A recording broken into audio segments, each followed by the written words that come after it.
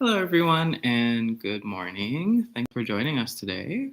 So we're back with Ayya Soma, as well as another enlightening tale of an enlightened nun, or female monastic, Vajirā. So this morning, if you have any questions, feel free to type them into the live chat, and we'll address them during the talk. And if you'd like to follow along, you can find the link to the sutta. I'll pass things over to Ayya Soma. All right. Thank you, Baptismal. And welcome to all our friends online and live.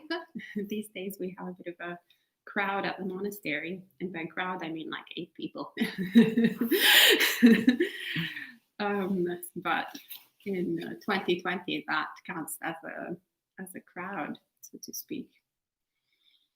All right, so as usual, we can start by reading through the words of the Samyutta Nikaya, and then we can spend a few moments contemplating, and then we'll go back to it. Namo tassa bhagavato arahato samma sambuddhassa. Namo tassa bhagavato arahato samma sambuddhassa. Namo tassa bhagavato arahato samma sambuddhassa. Buddham dhammam sangham namassami.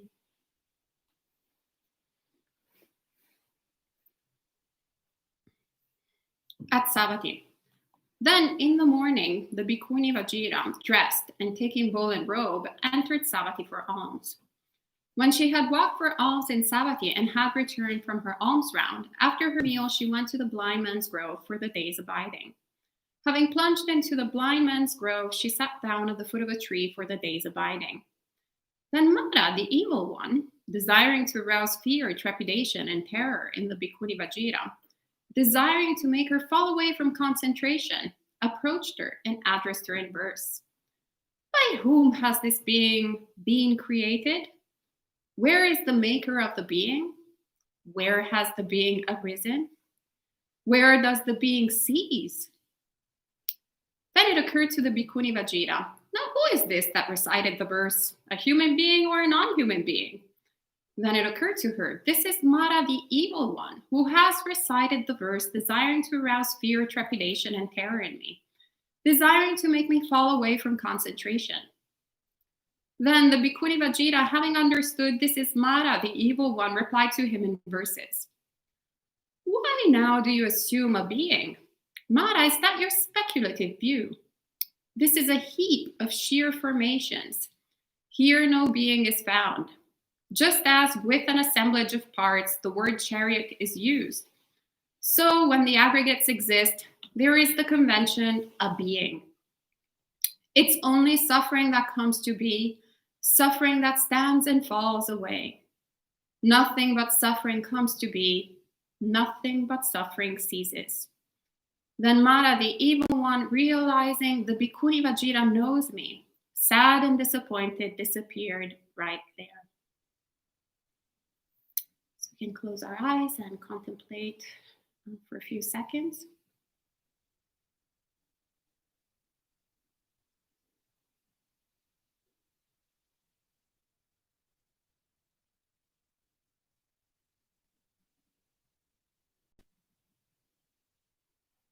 And we can gently open our eyes again and delight in Dhamma. I'm definitely delighting in Dhamma. So this is the last, actually, sutta from the Bhikkhuni Samyutta, and it's one of the most delicious suttas of the Bhikkhuni Samyutta. My favorite.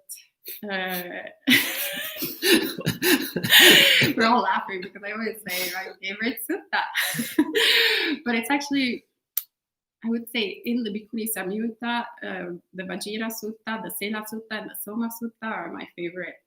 So there we go. This is the third one of my favorites of the favorite. So as we see, just like in the other suttas from this collection, the setup is very similar. So the starting point of the sutta is quite familiar by now. So we have, in this particular case, Bhikkhuni Vajirā, who, interestingly enough, as far as I know, she's only mentioned, her name appears only in the Samyutta Nikaya, in the Bhikkhuni Samyutta actually. There is no mention of her in the Therigatha, nor in the commentaries. Or better, the commentaries don't offer any kind of information or background on this particular bhikkhuni. But just like her other fellow monastics in the Bhikkhuni Samyutta, she's an enlightened being.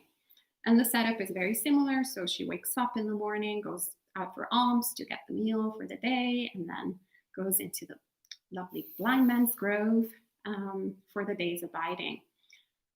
And once again, Māra, the evil one, as she's dwelling peacefully in meditation, comes and tries to induce fear in her mind. And he offers some questions, or some recurring questions that I think are probably familiar to each one of us at a certain point, a certain stage of our life, perhaps, or a certain stage of the day. It's these somewhat existential questions throughout the world, throughout the cultures, throughout the countries. Pretty much any human being has asked, and it is, by whom has this being been created? Where is the maker of the being? Where has this being arisen? Where does the being cease? Sounds familiar, right? What is the point of all of this? Who is this? Who am I? And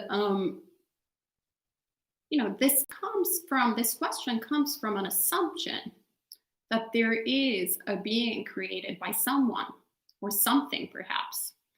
A lot of people or a lot of cultures throughout the world will have different answers to these questions. Perhaps it's God. Perhaps it's our parents. Perhaps there's a mix of both. Perhaps it's, biological elements of the earth coming into being and creating this being. So we start from earth and then we return back into earth. So is the maker the earth? Is the maker is the maker a divine being? Who is the maker?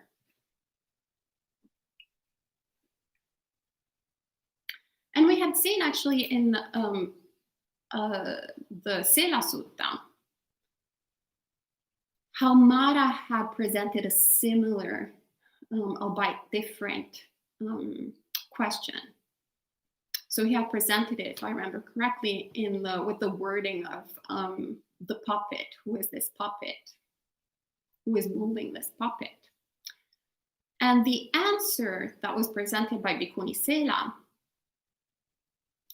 was highlighting the assumption that the question was carrying, and illustrating instead one of the cardinal principles of Buddhism, one of the cardinal teachings, which is dependent origination. And here we see that Bhikkhuni Vajirā, in a similar way, actually gives another teaching, one of the cardinal teachings of the Buddha, which is the teaching of non-self. And so we see how her answer, instead of answering, well, this being has been created by someone, or etc., etc., she actually highlights why this question is problematic to begin with. And she does that by answering with another question, which is, why now do you assume a being? Is that your speculative view, Māra? So fundamentally, it's sometimes we ask ourselves the wrong question. So we're so focused on finding an answer that we don't realize that the question is the problem. And the question is the problem because it's based on an assumption. In other words, we're kind of bringing our baggage to the table. In a nutshell, this is how delusion works. We have a set of preconceived ideas, or we see the world in a particular way, shape, and form. Or we look, we observe things, and we create sort of concepts out of it. So right now, my perception is that there is 1, 2, 3, 4, 5 other monks in the audience. 4 of them are male, 1 is female, and then there are 3 lay residents. 2 of them female, 1 is male. I actually never asked any one of them, for example, if they actually identify, how they identify, for example. So this is all an assumption. I'm assuming that I'm seeing, X amounts of males and females. Is that actually accurate? So there's a lot of, basically, am I ready in just 1 second, bringing a lot of baggage to the table. And based on that baggage, then I create certain assumptions and certain expectations,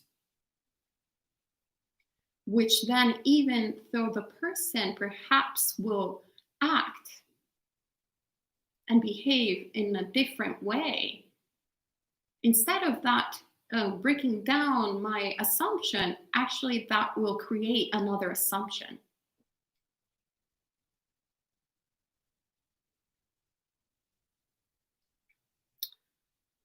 So what is exactly a speculation? Why is Bhikkhuni Vajirā saying, is that your speculative view? And speculation fundamentally is something that is based on, once again, assumption rather than knowledge.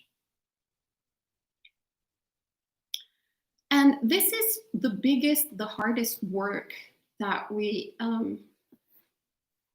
need to do, and we start doing within Buddhism, which is to, first of all, understand, start identifying all our assumptions, all our views, and putting them on the side,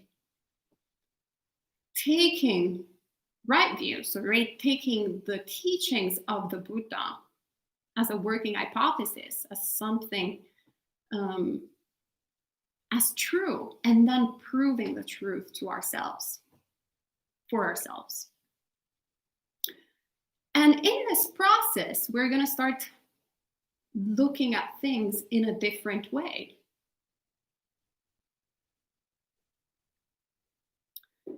And this has to come by also asking ourselves questions, the right questions perhaps, or understanding the flawed nature of the questions that we've asked ourselves most of our life, at least I did, up until Buddhism, up until, the sort of slap in the face that the Buddha gave me. I'm like, oh, why are you asking this question to begin with? Why are you assuming a being? I had never asked myself that question up until Buddhist practice. It was something that was taken for granted. And we see how then Bhikkhuni Vajirā, who's an enlightened being, not only highlights the ridiculousness of the question to begin with, but also provides context. It provides truth, the true Dhamma. So she says, this is a heap of sheer formations. Here no being is found. Just as with an assemblage of parts, the word chariot is used, so when the aggregates exist, there is the convention of a being. So I quite like the translation that actually Bhante Sutta, Bhante Sutta and a lot of other Bhantes, they all have different flavors of how they like to translate, but also like the different meanings that the word kanda, so aggregates, has in Buddhism. And it's you can translate it as pile or heap or accumulation. Tree trunk, Matasukawa was suggesting a while back. And all of these terms give a sense of this sort of construct of the 5 aggregates. And so she's like, this is fundamentally, this is a heap, this is a heap of sheer formations. No being is found because all of these formations, when we see them clearly, closely, we see they're constantly changing. And something that is constantly changing is suffering, is unsatisfying by nature. And something that we can't identify with, or better, we do identify with, but it's not who we are because it's constantly changing. It's not something that we can shift at our will and, kind of this body. If this body breaks right now, if my leg breaks right now, I have no power over the leg. I can't go like, oh, now heal yourself, leg. Right? When we started this live stream, as usual, my old friend, the reason why I was smiling, it was because the old friend anxiety that every time I sit down and I have to talk in front of a group of people comes back, right? There's a sort of, it's so predictable now. I don't know exactly the feeling, the sensations in the body and in the mind that will appear. But I can't just go like, oh, now anxiety disappear, eliminate, right? It's no different than the leg. It's just something that arises due to causes and conditions put in place in the past.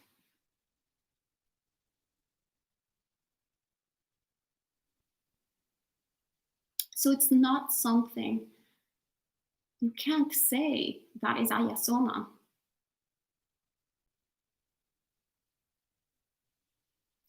And when I say this is Ayya Soma, when I identify with the anxiety, when I identify with the broken leg, and I try to exert my sort of willpower over it out of delusion, thinking that it belongs to me, that's when suffering ensues. But when I don't, then it's just like, oh, okay, it's just whatever, bodily feelings, mental feelings, and it's okay. That too shall pass. And it's very predictable, so that, right now there's just a little bit of tingling in the stomach, but there's not all the other bodily feelings. There's no like, sort of agitation. That has passed, and sort of other sensations will pass too.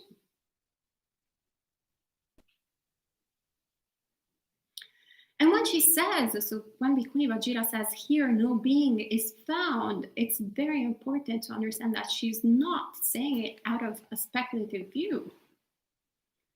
It's interesting because the Buddha in the Vajirā Samyutta, he says that the speculative views arise from not knowing the 5 aggregates. So not knowing the origin, not knowing their cessation, and not knowing the way leading to their cessation.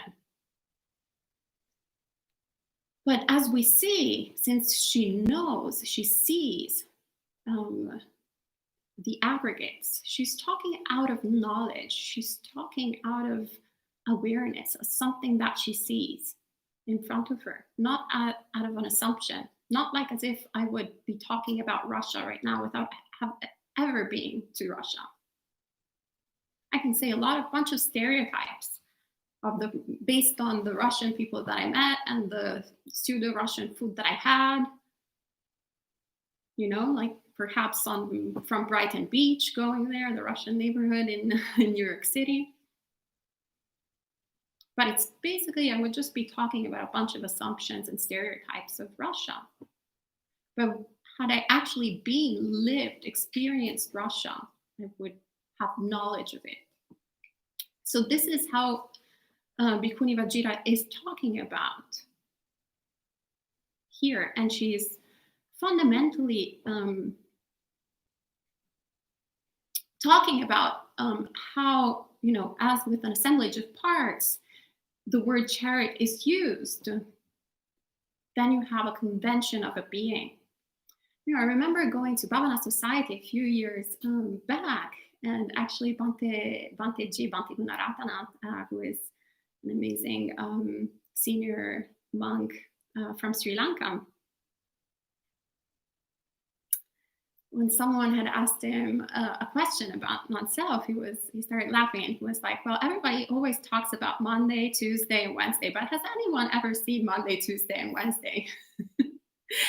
And actually, it was such a simple teaching for my mind, at least, because it kind of broke me out a little bit of that. We talk about Bhante Sudaso, Bhante Sumano, Bhante Santi, Bhante Pamutto, Ayya Soma, and so on.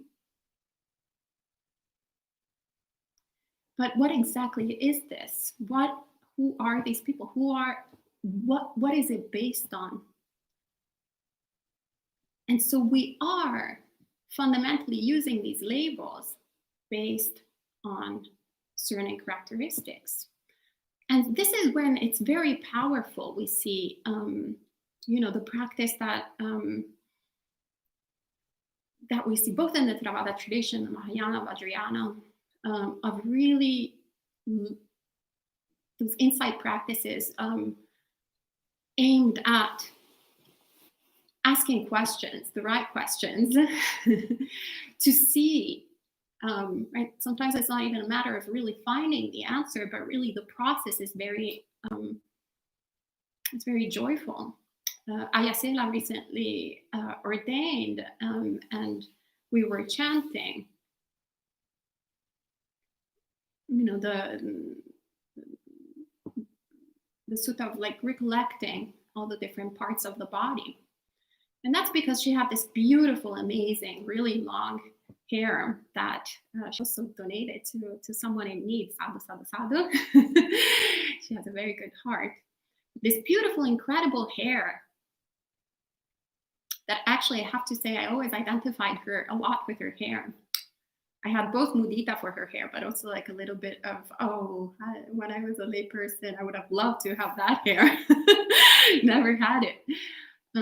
So there was a strong sort of identification for me. Ayya Soma has this beautiful, amazing hair that just looks great 24/7 without her having to do anything. She didn't even have to brush it. So when that hair was removed, it was clearly not Ayya Soma anymore. But had that hair ever been Ayya Soma? And it was the same actually when I ordained. Actually, before I even ordained, I cut my hair one day, actually a few years before ordaining. I shaved my hair just to see if I had attachment towards the hair. It was so interesting because I always had this like hate relationship with there's no love. It was just hate relationship with my hair because it never looked the way that I liked it to be. And just a lot of like really strong feelings about it. And I had really long hair the first time that I cut it. It was almost not quite to my hip, but like half, like very, how do you call this? Anyway, very long. And I remember cutting it. And while it was on my head, I had all these feelings of aversion towards it. And then when I saw it on the floor, I remember thinking, oh, actually, it's quite nice. What nice hair. And then I'm like, oh, what a really bizarre thing that all of a sudden, now that it's not mine anymore, actually, I have perhaps a more objective way of looking at it. And the aversion just disappeared. So who are we? If we, cut all our limbs off, I definitely think that this hand is who I am. I definitely think this, either maybe not who I am, but like that belongs to me, right? That is part of Ayya Soma. But if I chop myself to bits, well, I think that I don't exist. I love doing all these bit by bit, giving up most of the body, and then giving up ideas. Who am I without my creativity? Who am I without my thoughts? Who am I without my tastes and likes and dislikes? Ooh, we're getting in like very dangerous territory, aren't we? We have these beautiful practices, Mahamudra meditation and Tibetan Buddhism, where you ask yourself certain questions that I had never asked myself. Like, for example, what color is the mind? Have we ever thought about that the mind had a color? Is the mind inside of ourselves or outside of ourselves? I remember outside of myself, I never thought that the mind could be outside of myself. Why did I not think about it in those terms? Yet, what is this self to begin with? Right now, I feel I have a sort of view of this, which is not radically different than, actually, I can't even see inside of my body. So what I can actually see is sort of this very limited space. So why wouldn't the mind be out there? Why do I think it's in here? Incredible, right? So yeah, where is this being? I can't find this being. Still searching. So we start, we start kind of switching the way that we think or the way that we ask questions. And sometimes then we realize that we have confused a little bit the causes with the consequences.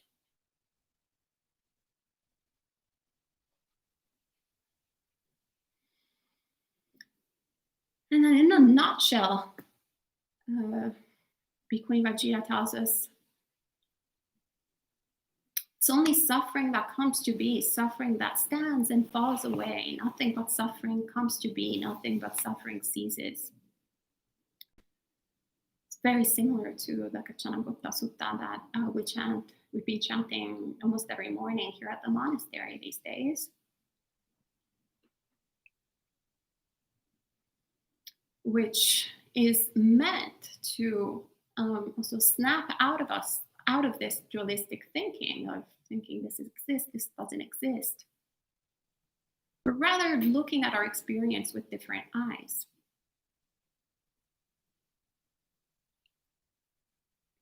We find it's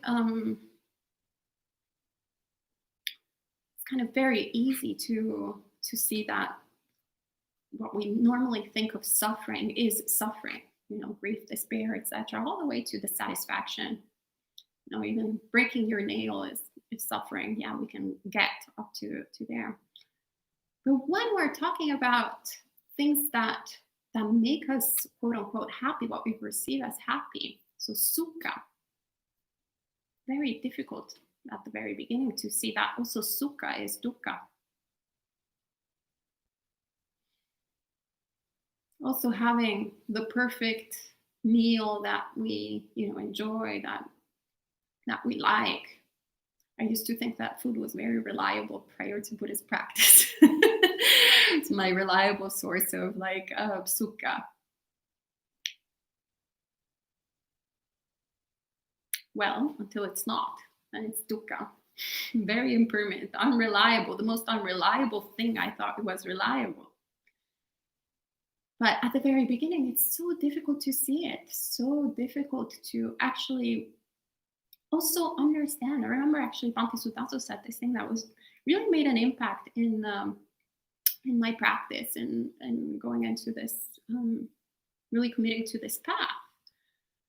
which was whenever we get what we want, there is that happiness that appears, right? If I really want this object and I get it, once I get it, there's happiness. Yes, I finally have this object, right? It's undeniable. But what exactly is creating the happiness? We think it's the acquisition of the object, but in reality, it's the release of the desire for the object. Because once it gets into our hands, we don't have any desire for it anymore. So the desire ceases. And there is happiness that ensues in the mind. It was so powerful, actually, and very simple teaching, but really I started observing my experience, and that was very true.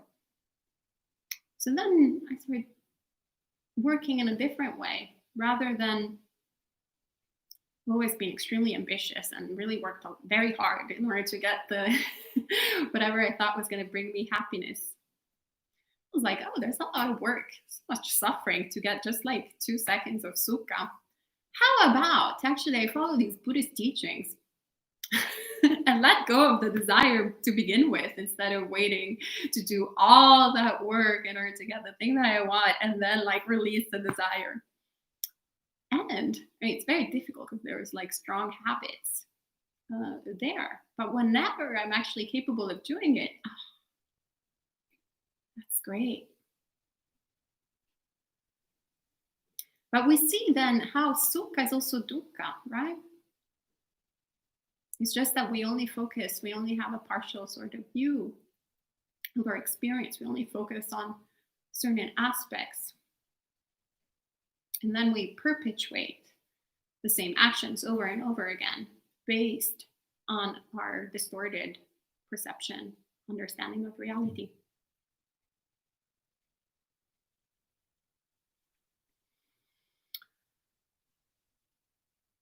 So I guess that's all that comes to mind this morning. If you have any questions or comments, you're also welcome to say that's complete rubbish. It's all good, and take it from there. So thank you, Ayya Soma. Sadhu, sadhu, sadhu. And welcome to friends joining in. So Michael, Geeta, Yen, Sarah, Liz, Denise, Robin, Priyas, and all our friends who are just watching. And Michael has a question. I find Māra's questions here intriguing because they're good questions, at least I think. Questions that might propel our practice. So how are they terrifying? Because they produce a lot of suffering. So actually the Buddha says that it's a big waste of time. Those are the, actually I think it's the Vajirā Nikāya 2. Do you remember the name of the sutta? Sabhasava Sutta. The Sabhasava Sutta, yes. So the Buddha actually, it's the first time I read that sutta, I remember I started cracking up because it was just basically a literal, like, I had never seen a sort of diary of my own mind written by someone else, like all of these questions that we all ask, and also kind of the banality of those questions. Like copy and paste for beginningless time. And they actually just create a lot of unsettlement in the mind, a lot of wrong views, a lot of speculative views. Well, I think this, I think that, I think this, I think that. I used to study philosophy in high school in Italy.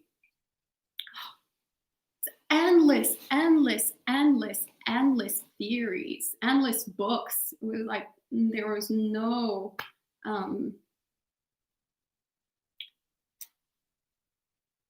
never ending of all different theories on who we were, where were we here, and what is happening after, etc.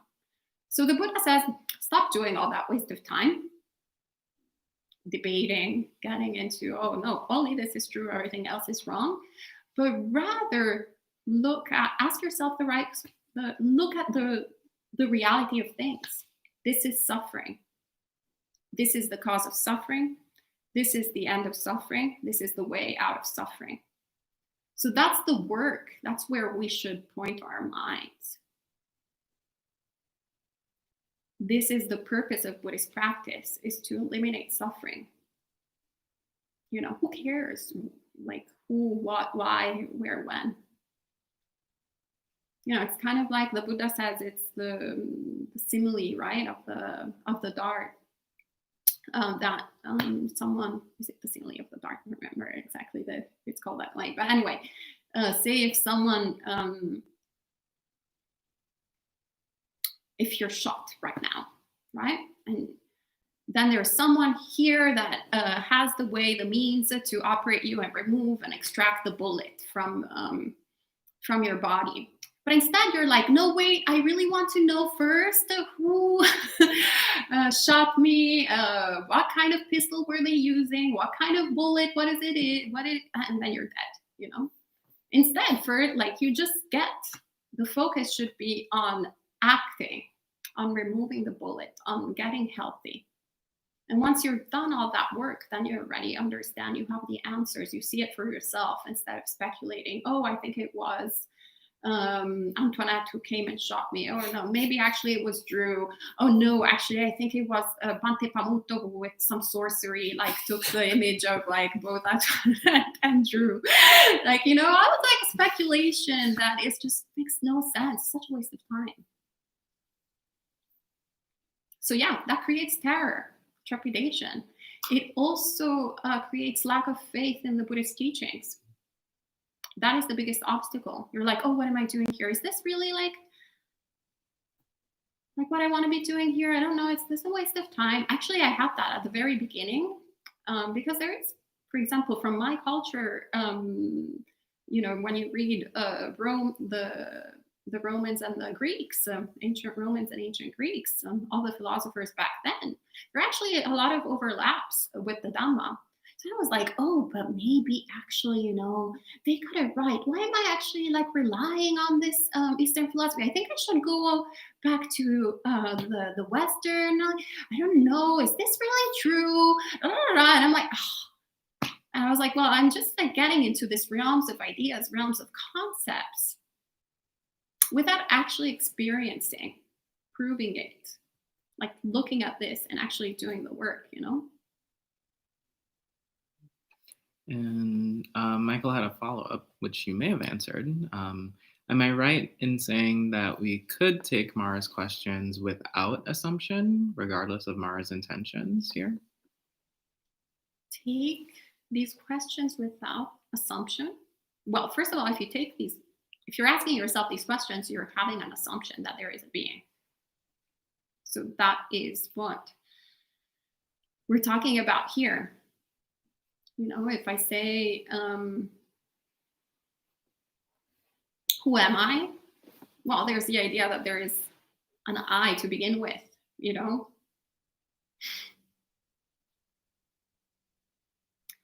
If I ask, who is this cat? And there is the idea that there is a cat. There is the assumption that there is a cat. So what we should, you know, the practices that I was talking about earlier from both across all traditions are really aimed at dismantling or making us realize the absurdity of the assumption to begin with. So we're not trying to find an answer to who am I, but rather we're trying to understand, who do I think I am? That is a better question. Why do I think I am?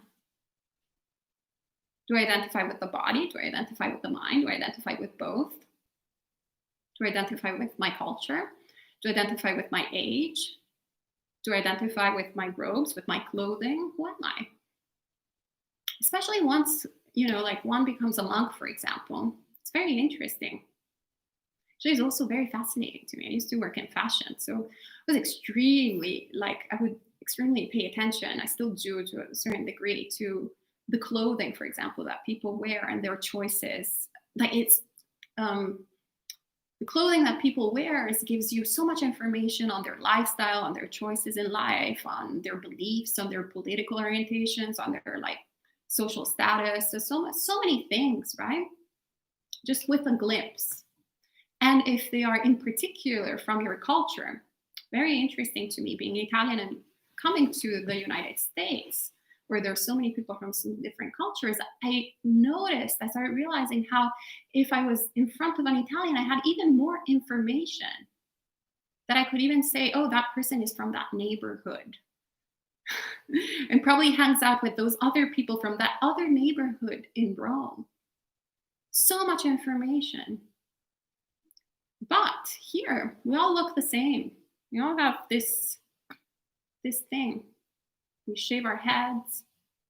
We are no makeup, no accessories, everything that is given. We all have the same accessories here, because usually our kind donors provide for the entire Sangha. So we have like a sort of uniform. But it's actually so freeing, so liberating. I remember was the first time when I met a Buddhist monk that I was relating to them as an actual individual with an empty canvas. And it was great because I realized how my mind was searching so hard for clues in order to create the story, to create the assumptions. I had created a whole like story, for example, about Bhante Suttaso when I had first met/not met him about a society. Just from a few things that he said during a Dhamma talk. And I had created an incredible movie about who it was because the mind is so desperate to actually try and pin people in a box. But I think I got sidetracked and I don't remember anymore now what you were saying. Well, Michael said that you answered the question. Okay, great. And then Lucas says, maybe slightly off topic, but I'll ask it anyway. What kind of clothes are you wearing? Why can't I dress normally? Like he dresses normally. Is an assumption. Bhante Suttaso is saying monk chat. A question for monk chat. Well, I also didn't understand it, but he's asking why we wear weird clothes. Oh, why we wear weird clothes instead of dressing normally. Instead of dressing normally, exactly because of that, actually, because of what I was saying. So then one, if there's less things to think about, it's great. Actually, I remember when I had first ordained and we were oddly enough invited to a wedding. And I was like, what am I going to wear for this wedding? And I was like, oh, this. What am I going to wear to a funeral? Oh, this. What am I going to wear for breakfast? Oh, this. What am I going to wear for the afternoon? Oh, this. Oh, that's great. How am I gonna like put my hair this morning? Oh, like this with no hair. Tomorrow, in 2 weeks, in a month. Oh yeah, freeing. And then once again, because then we're relating, we have removes a lot of the sort of crass layers of identification and of us trying to differentiate ourselves from one another. Once again, in my field, in fashion, the craziest you would dress up, the better it was. Like people would wake up 5 hours beforehand sometimes in extreme cases. It's true, like not exaggerating, in order to come up with a weird, carefully curated out of bed outfit, especially if it was fashion week. It's incredible, like 4 outfits a day. Incredible amount of time in order to reinforce your self-identity, to create such a different individual from that. But then once you start wearing these clothes, or when you start coming to a monastery where, basically, perhaps at the very beginning, you're a little bit caring more about your appearance, and then you're just coming out in a pajama all the time.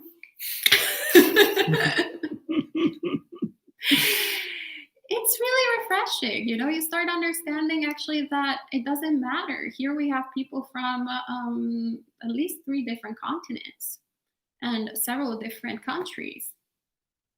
You can have like an encyclopedia of differences if we really want to go, what we like to eat, or what we like to, read, or etc.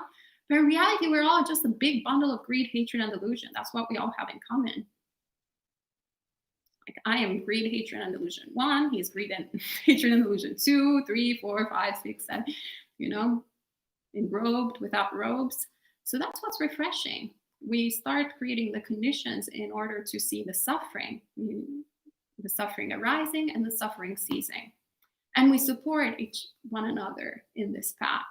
So this is one of the reasons why we wear this robe. The other thing is just that it's, an act of course, renunciation, practice of renunciation, and also a practice that everybody, to inform everyone else that this is our commitment.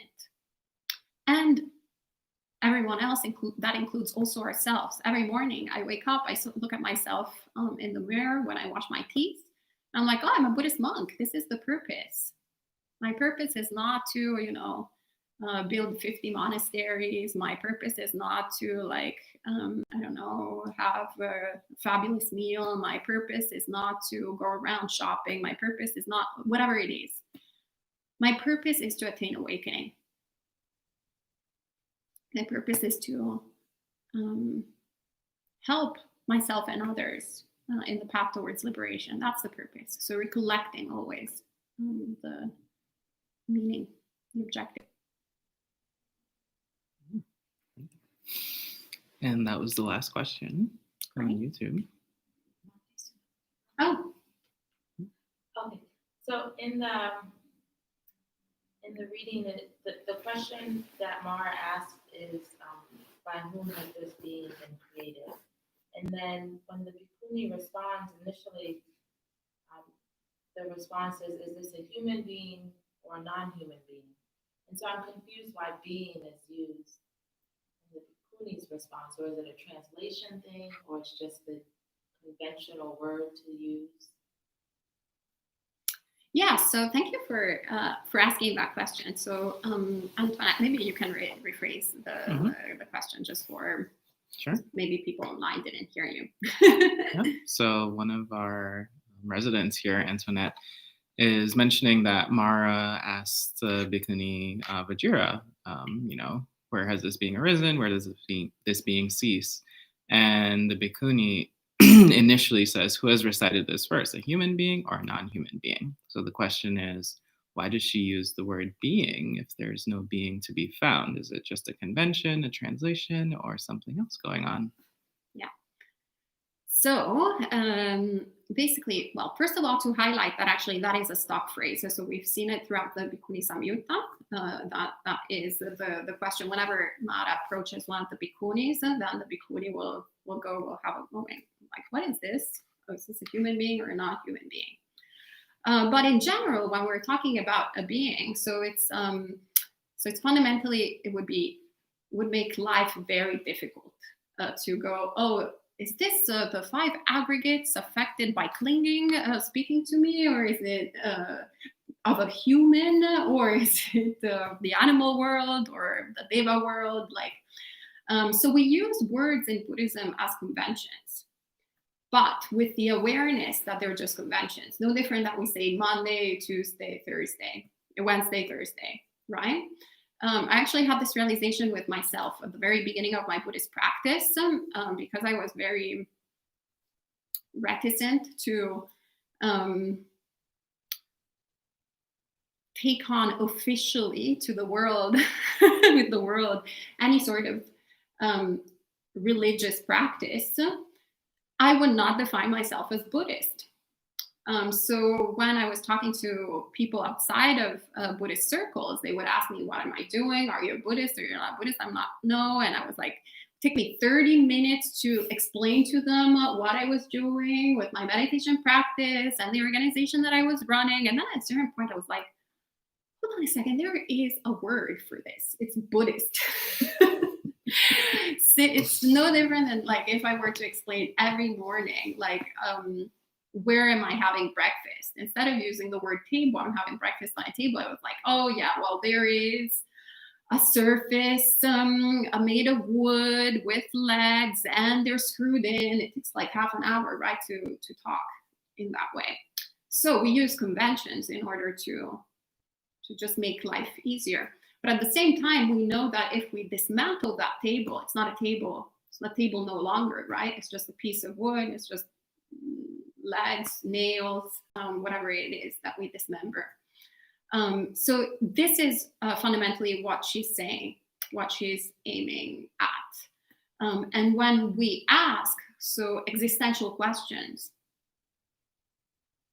then those questions, that's when it's important to highlight the fact that a being is a convention, that it's not something solid, fixed, immutable in reality. It's no different than a table that exists only because it's put together, only because when those conditions are in place, then we're talking in terms of table. But when those conditions are not in place anymore, we can't use that word, even though the sort of components are still somewhat in the physical world, we can say, right? It doesn't disappear immediately. Does that answer? That's great. All right. Mm-hmm. So thank you everyone for joining us this morning. You can return at 7:30 p.m. tonight for Monk Chat with a panel of monks here at Empty Cloud Monastery. And then after that, you can join us next week, Wednesday, Thursday, and Friday for our next series of live streams. So good to see everyone as usual. And we can end with 3 sadhus. Sadhu, sadhu, sadhu. And have a great day.